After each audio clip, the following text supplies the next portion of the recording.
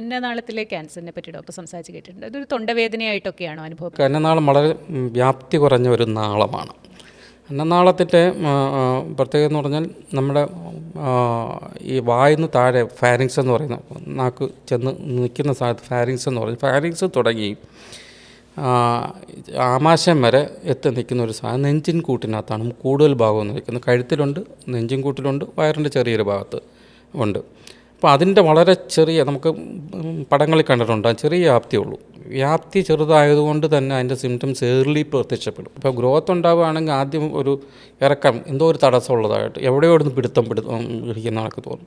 പിന്നെ അത് പ്രോഗ്രസ് ചെയ്ത് അത് അവഗണിച്ച് പോകുമ്പോഴത്തേക്ക് പിന്നെ കട്ടിയുള്ള ആഹാരങ്ങൾ, എനിക്ക് പുട്ടിറക്കുമ്പം എന്താ ബുദ്ധിമുട്ടെന്ന് പറയും, ദോശയ്ക്ക് കുഴപ്പമില്ല എന്ന് പറയും. കുറച്ചുകൂടെ കഴിയുമ്പോഴത്തേക്ക് ദോശയ്ക്കും കുഴപ്പം വരും. അതുകൂടെ കഴിയുമ്പോഴത്തേക്ക് രൂപത്തിലുള്ള കുഴമ്പ് രൂപത്തിലുള്ള സാധനം മാത്രമേ കയറുള്ളൂ എന്ന് പറയും. പിന്നെ പറയും വെള്ളം പോലും കുടിക്കാൻ പറ്റുന്നില്ല. പിന്നെ പറയും തുപ്പൽ പോലും ഇറക്കാൻ പറ്റുന്നില്ല. ഈ ഒരു ഘട്ടങ്ങൾ ഇങ്ങനെ കടന്ന് വരും. അപ്പോൾ ആ ഘട്ടങ്ങൾ നമ്മൾ ആദ്യം തന്നെ എൻഡോസ്കോപ്പി ചെയ്തിരുന്നുവെങ്കിൽ നേരത്തെ തന്നെ കണ്ടുപിടിക്കും. ഈവൻ ഏർലി ക്യാൻസേഴ്സ് നമ്മൾ എൻഡോസ്കോപ്പ് വഴി റിമൂവ് ചെയ്യാവുന്ന ക്യാൻസേഴ്സ് പോലും ഉണ്ട്.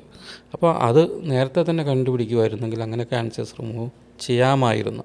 നമ്മുടെ നാട്ടിലെ പ്രശ്നം എന്ന് പറഞ്ഞാൽ ലക്ഷണങ്ങളെ അവഗണിക്കുക എന്നുള്ളതാണ്.